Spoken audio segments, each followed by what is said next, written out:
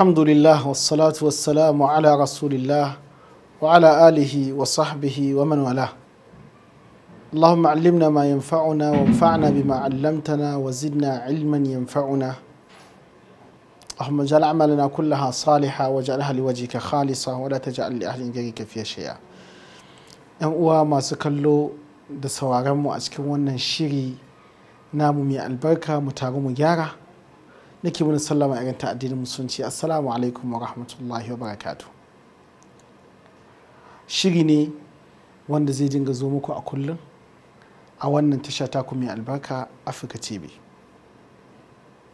Shiri ne wanda zai tattauna akan hanyoyin gyara da masu son su yi gyara a cikin al'umma za su bi domin su cimma burinsu, domin mutane su gettu, domin a taro a bi hanyar da tafarkin da Allah subhanahu ta'ala ya yarda da shi, domin a taro a bi shiryar da manzon Allah sallallahu alaihi wa sallam ya zo da ita.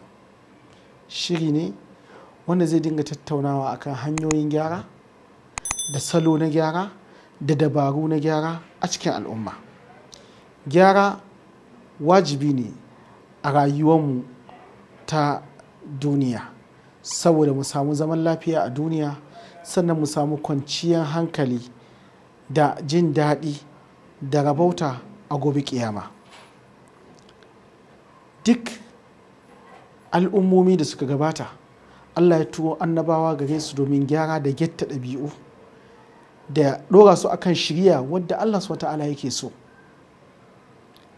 Haka shi ma manzon Allah sallallahu alaihi wasallam Allah ya turo shi domin ya getta zukatan mutane, ya ɗora su akan daidai, ya shiryar da su, wanda kuma shine aikin magadan shi tun daga sahabbai har zuwa tabi'ai da tabi'ut tabi'un da malamai da suka biyo bayan su.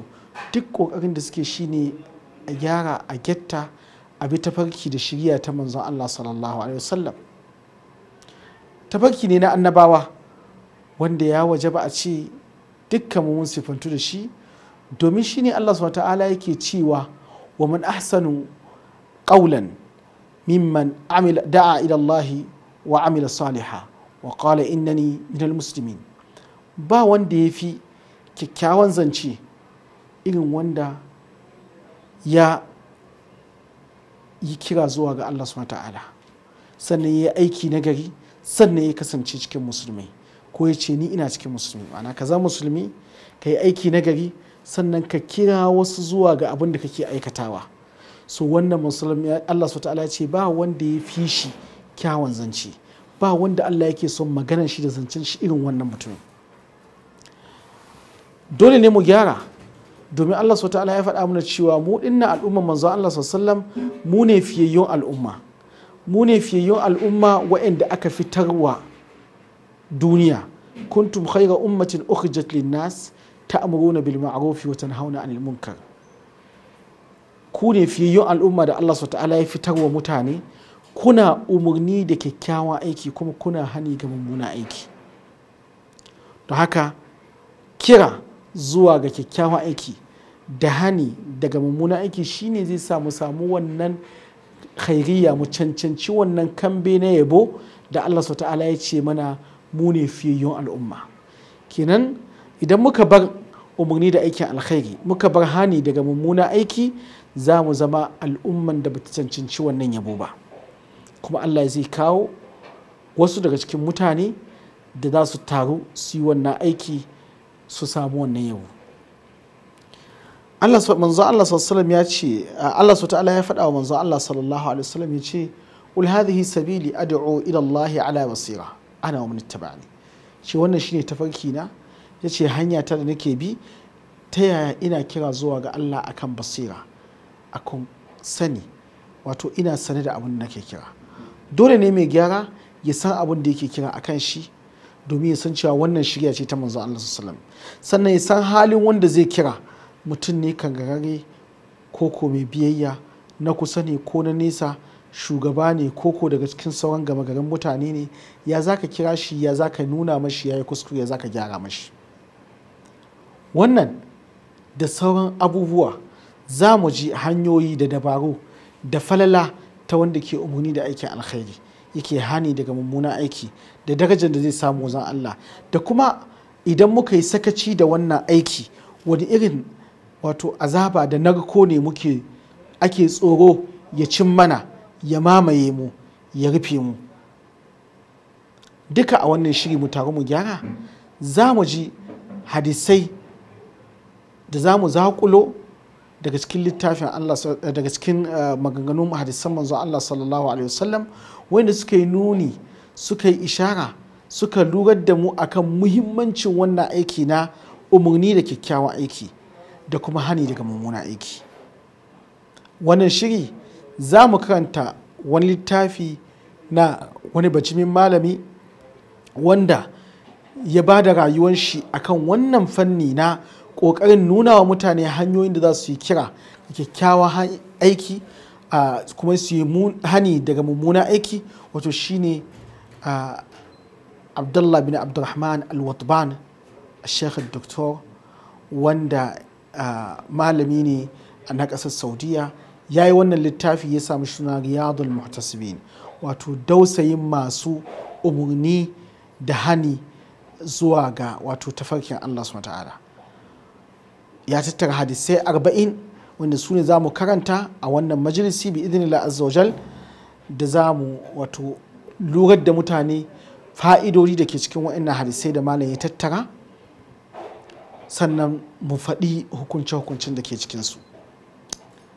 Wannan shiri yana zo muku ne, zai ci gaba da zo muku a ƙarƙashin wato kulawa da ɗaukan nauyi na mu'assasatun nasiha, wato an nasiha foundation, wadda ta ɗaukar wa kanta nauyi na ƙoƙarin lurar da mutane da jansu da ɗora su akan dabaru na umarni da kyakkyawan aiki da hani daga mummunan aiki.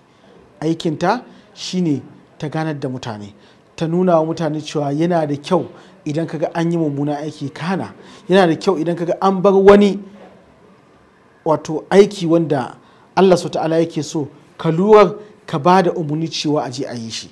Kada ka zauna kana ganin ana mummunan aiki a gabanka amma ba za ka yi magana ba. Kana ganin an yi sakaci da umarnin Allah da abin da Allah subhanahu ta'ala yake so kuma ba za ka yi magana ba. Dukkanmu in muna so mu samu wancan alkhairi, mu samu wannan kambe na Allah subhanahu ta'ala, sai mun ɗauki wannan kuntum khayra ummatin. Haka mu'assasar nasiha wannan shine aikinta, kuma ita ɗauki nauyin wannan. Kuma albishirin masu kallo da sauraro, mu'assasar nasiha foundation ta shirya gagarumar kyauta a wato gasan da za ta yi a cikin wannan littafi. Yanda gasan take, kullum muka yi darasi, za mu yi tambaya ɗaya a cikin darasin nan, za a tattara, za mu faɗi yadda za a amsa tambayoyin nan, wanda a ƙarshe na halkan mu guda 30 da za mu yi bi idinillah azza wa jalla, za a ba da kyauta mai gwabi ga waɗanda suka yi nasara. Allah subhanahu ta'ala ya yi mana jagora, ya samu dace, kuma ya samu fahimci waɗannan abubuwa da za a lurasar a cikin wannan majalisi namu, a cikin wannan karatu, ya kuma ɗora mu akan daidai, ya shiryar da al'ummanmu, ya samu gane cewa gyara da kuma wato tashi tsaye domin mu hana laifukan da muke gani suna faruwa a unguwanninmu, a layukanmu, a gidajenmu, ita ce hanya tilo ɗaya wadda za ta kawo canji ga al'ummanmu. Yin shiru da za mu yi akan laifin wani da muke gani, wannan yaron ya fara shaye-shaye, wancan yarinyar ta fara kaza, mu yi shiru mu ce ba ma so a ce mana sa'idawa, ba ma so a ce muna da sa ido, ba ma so a ce mana mun cika tsurku, mun cika shiga cikin abin da ba namu ba.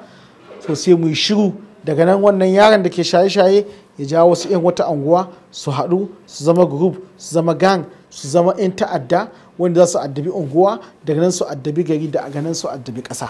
Duk tashin hankalin da muke gani a ƙasanmu dinnan da kuma sauran ƙasashen musulmi, laifi ne wanda shari'a ta hana shi, wanda ya ja wannan, ko dai an bi mutane da shaye-shaye, haƙwaƙwalarsu ta fita daga saitin da Allah subhanahu ta'ala ya ɗora su na tausayi da jinƙai da girmama kisan al'umma ko ɗaukar haƙƙin wani.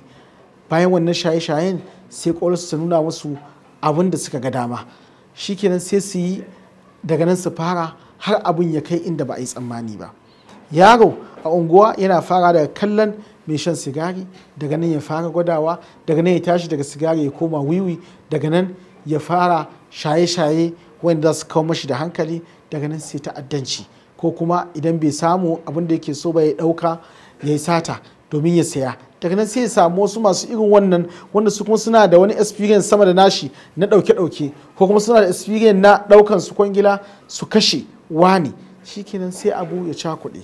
Kun ga daga ƙwaya ɗaya, daga munkari ɗaya, daga shi ya taso ya zama haka. Ita ma yarinyar da ta fara shashanci, ta fara bin maza, ba daga ranar ta fara fasikanci ba, ba daga ranar ta fara zina ba, ya taso ne matakai har ta kai lokacin da lalle ba za ta iya turewa kanta wannan alfashan ba, daga nan har aka ɗauki ciki, har aka yi cikin shege, har aka zubar da shi, ko kuma ɗan zina har aka aje shi a daji.